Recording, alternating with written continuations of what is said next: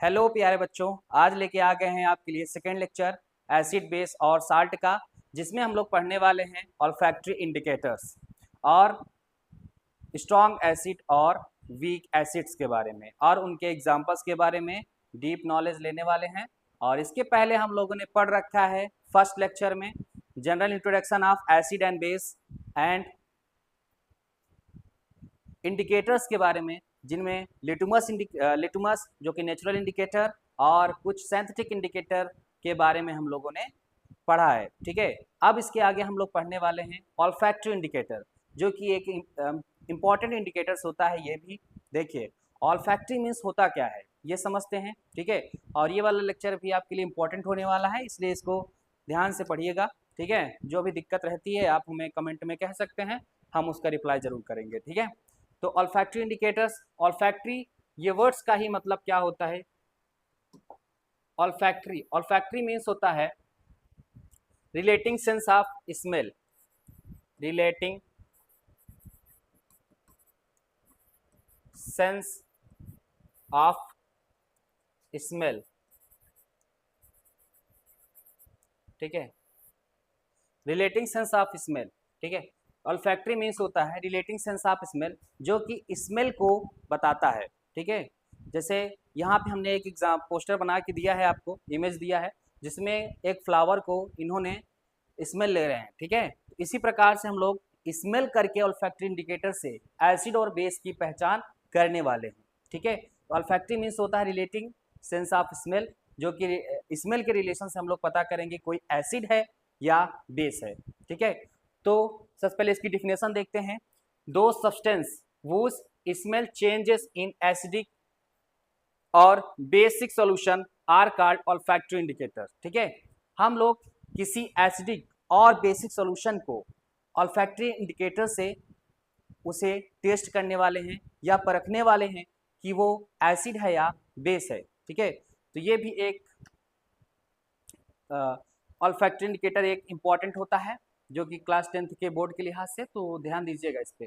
देखिए, तो इसका उपयोग क्यों किया जाता है, हम लोगों ने पहले पढ़ रखा है कि नेचुरल इंडिकेटर, सिंथेटिक इंडिकेटर, कई सारे इंडिकेटर्स हम लोग ने देखा है। तो इसकी रिक्वायरमेंट क्यों पड़ी है, क्यों हमें पढ़ना पड़ता है, तो इसका पढ़ने का नीड ये है कि जैसे जिनके पास आंखें हैं उनके लिए तो नेचुरल इंडिकेटर, सिंथेटिक इंडिकेटर्स काफ़ी हैं, उन्हीं से उनका काम चल जाएगा। जनरली देखेंगे कलर बदल रहा है, चेंजेस आ रहे हैं, बस पता चल गया एसिड है बेस है।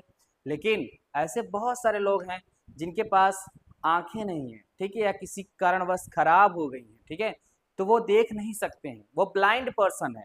ठीक है, अगर कोई ब्लाइंड पर्सन है तो उसके लिए कौन सा होगा, कलर देखेगा, वो देख ही नहीं पाएगा, तो कलर से कैसे परखेगा कि एसिड है बेस।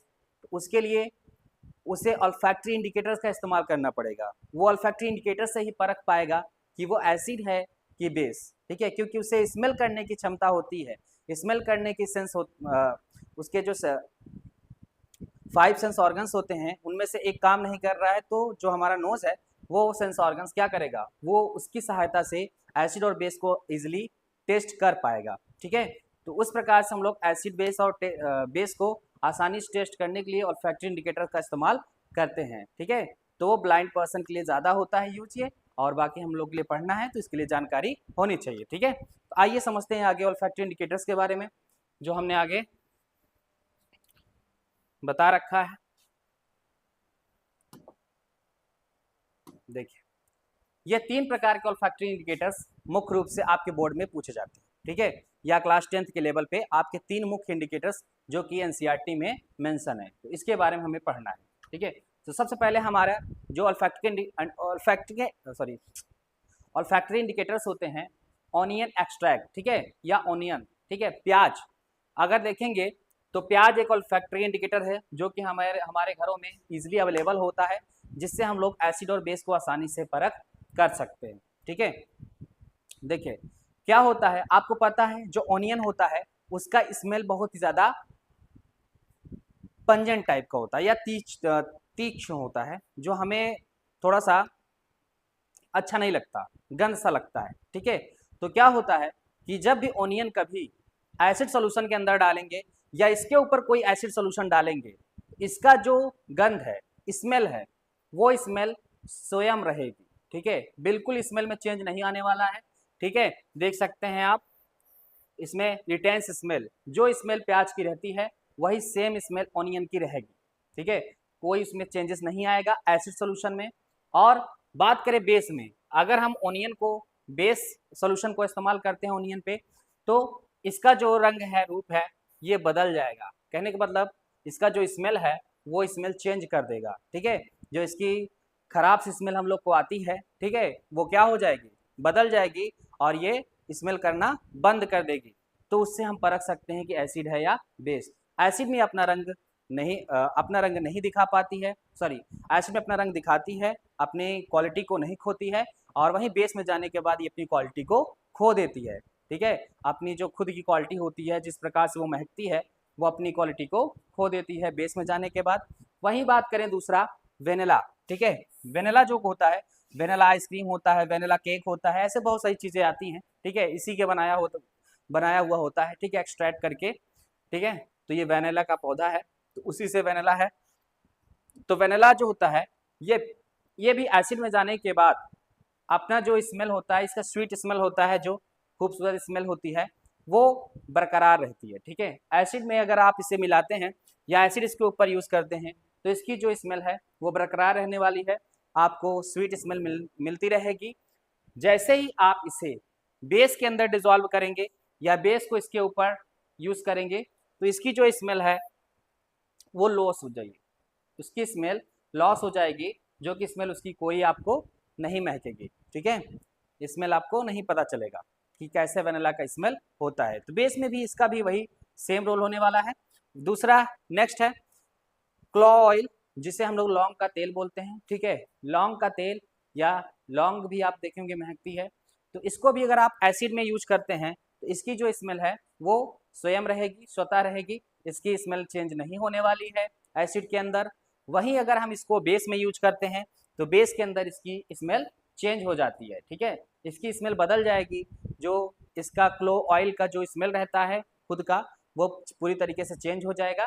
ठीक है, तो ये 3 प्रकार के मुख्य इंडिकेटर्स हैं जो हम लोग यूज करते हैं। ठीक है, 2 इंडिकेटर्स और होते हैं, उनके बारे में भी हम लोग पढ़ लेते हैं। ठीक है, जैसे कि अगर हम लोग बात करें 2 इंडिकेटर्स और हैं, जैसे चौथे नंबर पर हम रख लेते हैं गार्लिक को। ठीक है, गार्लिक, लहसुन को। अगर लहसुन को देखेंगे, लहसुन की भी स्मेल होती है। ठीक है, लहसुन भी आप देखे होंगे सब्जी उब्जी बनाते वक्त। ठीक है, या वैसे भी देखे होंगे, घर पे यूज होता है रोज। तो उसकी भी जो स्मेल होती है एसिड के अंदर बिल्कुल चेंज नहीं होती है, लेकिन जैसे ही आप उस पर बेस कोई यूज करेंगे, तुरंत उसकी स्मेल क्या हो जाएगी, गायब हो जाएगी। बेस कोई भी यूज कर सकते हैं। ठीक है, CnOH, KOH, ठीक है, MgOH, या आप इनो यूज कर सकते हैं, या सोडियम हाइड्रोजन कार्बोनेट यूज कर सकते हैं। ऐसे बहुत सारे बेस होते हैं, कोई भी बेस घर पे अवेलेबल होता है, जो कि आपका बेकिंग सोडा, उसको इस्तेमाल कर सकते हैं। तो इससे क्या होगा, आप घर पे प्रैक्टिस करके टेस्ट कर सकते हैं लहसुन पे, प्याज पे। ठीक है, ये दो चीज़ें तो आपके अवेलेबल रहती हैं। तो ये भी क्या करता है, एसिड में एसिड में सेम स्मेल, और इसमें बेस में नो स्मेल। ठीक है, बेस के अंदर नो स्मेल, एसिड के अंदर स्मेल रहेगी। ठीक है, एसिड के अंदर गार्लिक की स्मेल रहेगी और बेस के अंदर स्मेल गायब हो जाएगी। ठीक है, वही चीज यहां पर भी है। दूसरा नेक्स्ट है गिंगर। ठीक है, अदरक, जो गिंगर होता है, अदरक होता है, अदरक का जो स्मेल होता है एसिड के अंदर सेम रहने वाला है। ठीक है, इसकी पंजेंट स्मेल होती है, यहाँ पर भी ये सेम रहेगी, और यहाँ पे क्या हो जाएगी, नो स्मेल हो जाएगी। ठीक है, यहाँ पर बेस के अंदर नो स्मेल हो जाएगी। तो यहाँ पर आपने एक चीज याद करने का सबसे आसान तरीका है, एक क्या, कि एसिड में जो जिसका स्मेल था वो वही रहेगा, एसिड के अंदर इनका स्मेल चेंज नहीं होने वाला है। वहीं अगर बात करें बेस के अंदर, तो इनका स्मेल आसानी से सबका स्मेल चेंज हो जाता है। हमने ऑल्फैक्टरी इंडिकेटर्स में 5 टाइप के इंडिकेटर्स के बारे में पढ़ा। ठीक है, 5 के 5 में हमने यही देखा कि जितने एसिड होते हैं एसिड के अंदर अपने ये रंग रूप स्वयं स्वतः बनाए रखते हैं, कोई बदलाव नहीं लाते हैं, ठीक है। और यही बात करें दूसरी बेस के बेस के लिए, तो बेस के केस में इन्होंने क्या किया, अपना रंग रूप इन्होंने खो दिया, ठीक है। इनका जो अस्तित्व होता है वो अपना अस्तित्व मिटा देते हैं, ठीक है। जैसे वो महकते हैं, अपनी महक को छोड़ देते हैं, ठीक है, महकना छोड़ देते हैं, समझ रहे हैं। तो बेस में इनका पूरी तरीके से स्मेल खत्म हो जाता है और एसिड में स्मेल रहता है। एक याद करने का सिंपल तरीका है, याद रख लीजिए कि एसिड में जितने भी ऑल्फैक्टरी इंडिकेटर्स होते हैं स्वयं अपना स्मेल बनाए रखते हैं और बेस में सभी अपना स्मेल खत्म कर देते हैं या खो देते हैं, ठीक है, जितने भी ऑल्फैक्टरी इंडिकेटर्स हैं, ठीक है। तो आइए हम आशा करते हैं आप समझ गए होंगे, आगे बढ़ते हैं, ठीक है। अब बात करते हैं एसिड के बारे में। एसिड के बारे में पढ़ते हैं। देखिए एसिड मुख्य रूप से यहाँ पे दो टाइप होती है, उनके एक्सट्रैक्शन, ठीक है, उनके प्रेजेंस के हिसाब से, एक्सट्रैक्शन के हिसाब से, उनके फॉर्मेशन के हिसाब से दो टाइप की एसिड होती हैं, ठीक है। एक तो एसिड है ऑर्गेनिक एसिड, ठीक है, दूसरी है मिनरल एसिड। दो टाइप की एसिड होती हैं, ऑर्गेनिक एसिड और मिनरल एसिड, ठीक है।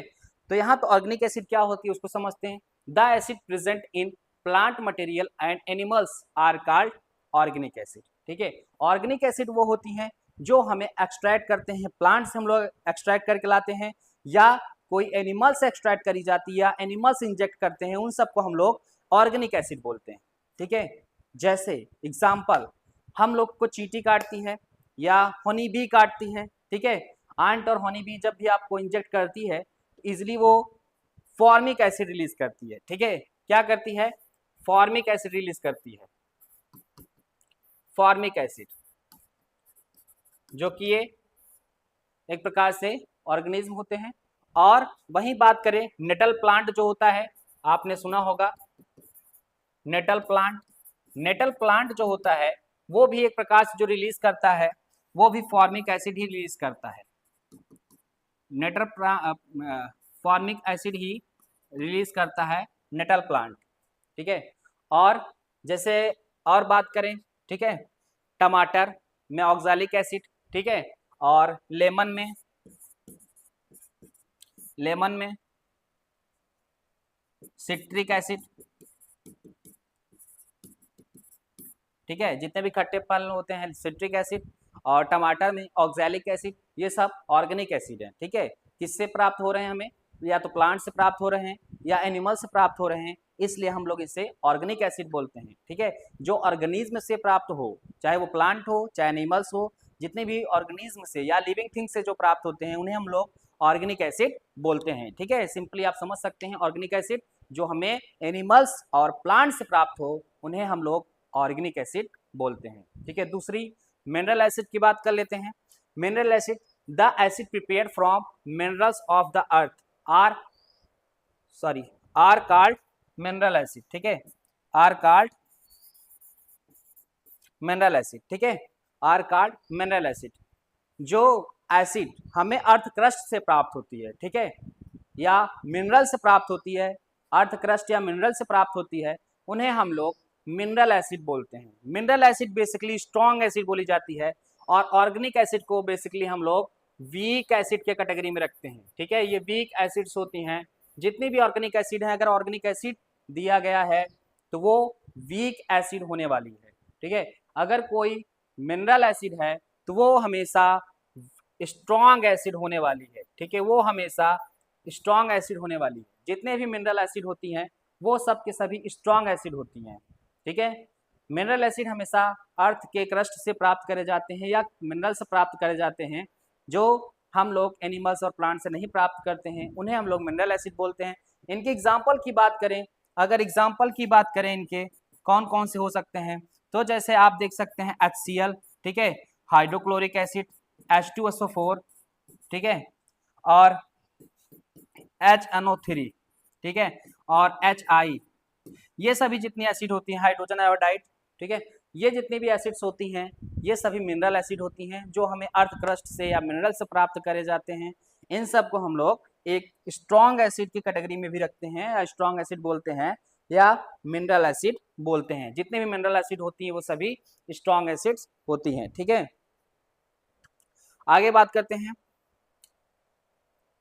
जहां भी आपको ना समझ में आए, आप कमेंट बॉक्स आपके लिए अवेलेबल है, आप वहां पे कमेंट कर सकते हैं। ठीक है प्यारे बच्चों, दोस्तों, भाइयों। ठीक है, देखिए अब हम लोग एसिड को दो ग्रुप में बांटा गया है, उनको पढ़ते हैं। ठीक है, group of acids, there all the acid can be divided into two group. जितने भी एसिड होती हैं उन्हें दो ग्रुप में बांटा गया है। ठीक है, जितने भी एसिड हैं उन्हें दो ग्रुप में बांटा गया है, एक तो स्ट्रॉन्ग एसिड, दूसरी आपकी वीक एसिड। ठीक है, दूसरी आपकी क्या होने वाली है, वीक एसिड्स होने वाली है। पहली स्ट्रॉन्ग एसिड, दूसरी वाली आपकी वीक एसिड होने वाली है। सबसे पहले हम लोग स्ट्रॉन्ग एसिड के बारे में पढ़ने वाले हैं, फिर हम लोग वीक एसिड के बारे में आसानी से पढ़ेंगे। ठीक है, तो आइए समझते हैं स्ट्रॉन्ग एसिड क्या होती है। N acid which is completely ionised. ठीक है, ऐसी एसिड जो कंप्लीटली आयोनाइज्ड हो इन वाटर, जो एसिड पानी में जाने के बाद कंप्लीटली आयोनाइज्ड हो जाए, एंड दस produces a large amount of hydrogen ions. ठीक है, जो ज्यादा से ज्यादा अमाउंट में हाइड्रोजन आयंस को प्रोड्यूस करे जो एसिड, उसे हम लोग स्ट्रॉन्ग एसिड बोलते हैं। ठीक है, इस कॉल्ड स्ट्रॉन्ग एसिड। देखिए स्ट्रॉन्ग एसिड क्या होती है, वो एसिड जो वाटर में जाने के बाद ज्यादा से ज्यादा अमाउंट में H+ आयंस रिलीज कर दे, उसे हम लोग स्ट्रॉन्ग एसिड बोलते हैं। ठीक है, जो अरहेनियस का कॉन्सेप्ट था वही कॉन्सेप्ट यहाँ पर भी अप्लाई किया गया है कि जितनी एसिड्स होती हैं, जितनी भी एसिड्स होती हैं वो वाटर में जाने के बाद, और वैसे मैक्सिमम एसिड जो होती हैं वो सोल्यूबल होती हैं इन वाटर। ठीक है, अगर वो वाटर में सोल्यूबल है तो वाटर में जैसे ही जाएगी वो H+ आयंस रिलीज करेगी। ठीक है, जैसे अगर हम लोग वीक एसिड का एग्जाम्पल की बात करें, एग्जाम्पल्स की बात करें, weak acid sorry strong acid की बात कर रहे हैं। ठीक है, स्ट्रॉन्ग एसिड की एग्जाम्पल की बात करें, ठीक है, जितने भी स्ट्रॉन्ग एसिड होती हैं वाटर में जाने के बाद लार्ज अमाउंट में H+ आयंस प्रोड्यूस करती हैं, इसलिए उन्हें हम लोग स्ट्रॉन्ग कहते हैं। जितना ज्यादा वो H+ आयंस देगी उतना ज्यादा वो स्ट्रॉन्ग मानी जाएगी, जितना कम H+ आयन देगी उतना ज्यादा कम स्ट्रॉन्ग उसे मानते हैं। ठीक है, जो बहुत कम आयंस रिलीज करते हैं उन्हें हम वीक मानते हैं, जो बहुत ज्यादा आयंस रिलीज करते हैं उन्हें हम लोग स्ट्रॉन्ग मानते हैं। तो इसके एग्जाम्पल की बात करें, अभी हम लोगों ने पढ़ा था HCl। ठीक है, जिसे हम लोग हाइड्रोक्लोरिक एसिड बोलते हैं, हाइड्रोक्लोरिक एसिड, और दूसरी H2SO4 जिसे हम लोग सल्फ्यूरिक एसिड,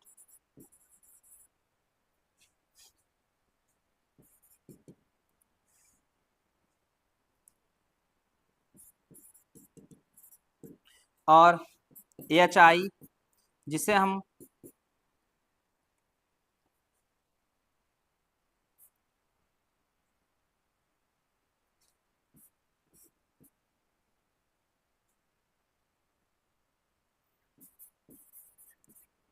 हाइड्रोजन आयोडाइड बोलते हैं, HNO3 जिसे हम लोग नाइट्रिक एसिड बोलते हैं। ठीक है, जिसे हम लोग नाइट्रिक एसिड बोलते हैं। ये मुख्य रूप से मेन एसिड्स हैं। ठीक है, और ये भी लिख सकते हैं HBr। ठीक है, HBr जिसे हम लोग हाइड्रोजन ब्रोमाइड बोलते हैं, ये भी एक स्ट्रॉन्ग एसिड होती है। तो ये कुछ कॉमन स्ट्रॉन्ग एसिड्स होती हैं जो आपके 10th लेवल पे काफ़ी ज़्यादा यूजफुल हैं, जो पूछी जाती हैं।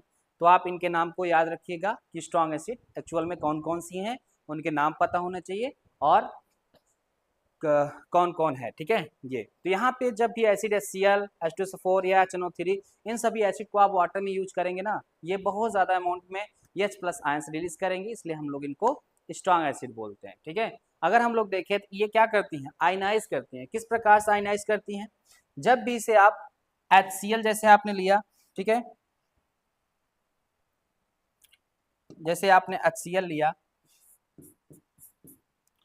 तो ये आपको देखेंगे तो ये डिसोसिएट होती है। ठीक है, H+ और Cl- में। ठीक है, जैसे ही आप इसे वाटर में यूज करेंगे H प्लस और Cl माइनस में क्या हो जाती है, डिसोसिएस आयनाइज हो जाती है, ठीक है, क्या हो जाती है, आयनाइज हो जाती है H प्लस और Cl माइनस में, तो इसे हम लोग स्ट्रॉन्ग एसिड बोलते हैं। यहाँ पे ये बहुत ज़्यादा अमाउंट में H प्लस आयंस रिलीज करेगी उस कंपाउंड के अंदर, मीन्स वाटर के अंदर, उसे हम लोग स्ट्रॉन्ग एसिड बोलते हैं, ठीक है। ये आयनाइज होती हैं, H प्लस आयंस रिलीज करती हैं, इसे हम लोग स्ट्रॉन्ग एसिड बोलते हैं। नेक्स्ट देखते हैं वीक एसिड पे, और वीक एसिड समझते हैं। देखिए स्ट्रॉन्ग एसिड के केस में स्ट्रॉन्ग एसिड यहाँ पर रखी गई है, यहाँ पे वीक एसिड रखी गई है, ठीक है। स्ट्रॉन्ग एसिड जो होती है उनमें अगर आप कोई बल्ब ग्लो करवाते हैं, उनमें यही प्रूफ है कि आयंस कितना ज़्यादा रिलीज हो रहे हैं। अगर जितना ज़्यादा H प्लस और Cl माइनस आयंस होंगे, कहने का मतलब यह H प्लस आयंस रिलीज होंगे, वो उतना ज़्यादा उसके उस सोल्यूशन के अंदर, जैसे उस सोल्यूशन जो यहाँ पे लिया गया है, ये सोल्यूशन लिया गया है, उस सोल्यूशन के अंदर क्या किया गया है, HCl, ठीक है, HCl को प्रयोग किया गया है, HCl यूज किया गया है। अब ये HCl वाला जो सोल्यूशन है, ठीक है, जो HCl वाला सोल्यूशन है यहाँ पे रखा गया है, उसमें H प्लस आयंस बहुत ज़्यादा रिलीज हो रहे हैं, ठीक है, इसलिए जो बल्ब है वो काफ़ी ग्लो जल रहा है, ठीक है, ग्लो कर रहा है, ये स्ट्रांग ग्लोइंग हो रही है। ये वीक ग्लो कर रहा है, क्यों, क्योंकि यहाँ पे वीक एसिड रखी गई है, जैसे कि फॉर्मिक एसिड या एसिटिक एसिड, ठीक है। तो आइए समझते हैं वीक एसिड होती क्या है इसको।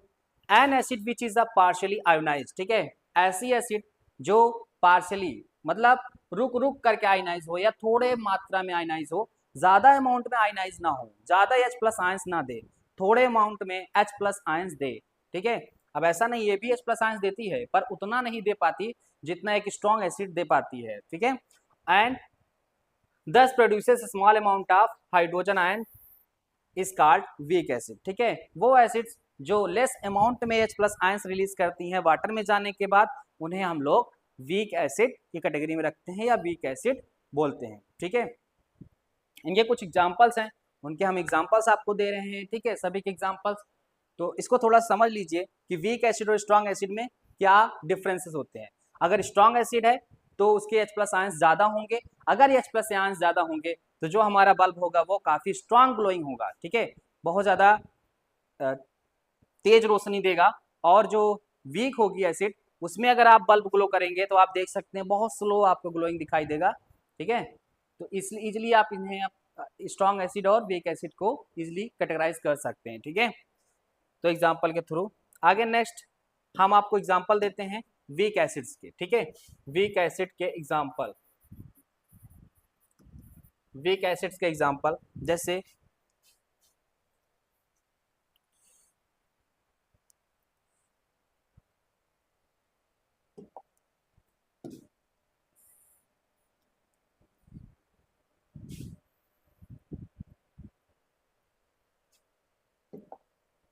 वीक एसिड के एग्जाम्पल्स हम आपको देते हैं।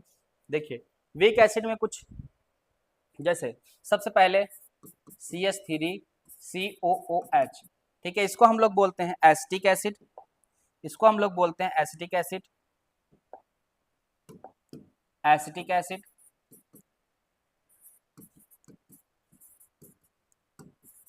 Acetic acid.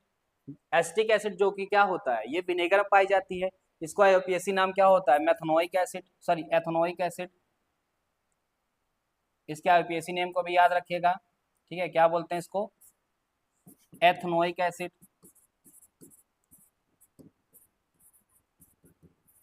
एथनोइक एसिड, ठीक है। दूसरी आपको फॉर्मिक एसिड, ठीक है, HCOOH, ठीक है, इसको हम लोग बोलते हैं फॉर्मिक एसिड, जो कि अभी हम लोगों ने देखा आंट इंजेक्ट पे या नेटल प्लांट या हनी बी, ये सब इंजेक्ट करते हैं हम लोग की बॉडी के अंदर, तब तेज जलन होती है, इसको हम लोग बोलते हैं फॉर्मिक एसिड। फॉर्मिक एसिड क्या होती है, इसको हम लोग मेथनोइक भी बोलते हैं, आईयूपीएसी नाम, ठीक है, ठीक है, मेथनोइक एसिड। और आपकी H3PO4, H3PO4 जिसे हम लोग फास्फोरिक एसिड बोलते हैं। और ये तीन प्रकार की एसिड, और भी अगर एसिड हम आप देखें वीक एसिड्स में, जैसे कि सिट्रिक एसिड जिसमें कि C6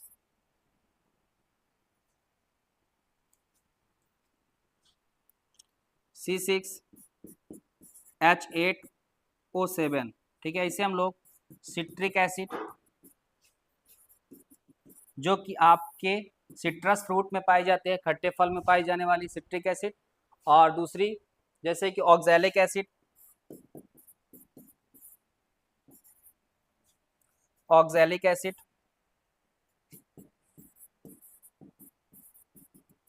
जो कि आपके टोमेटो में पाई जाती है, ठीक है, टमाटर में पाई जाने वाली ऑक्सैलिक एसिड। और उसी प्रकार से अगर आप देखें तो लैक्टिक एसिड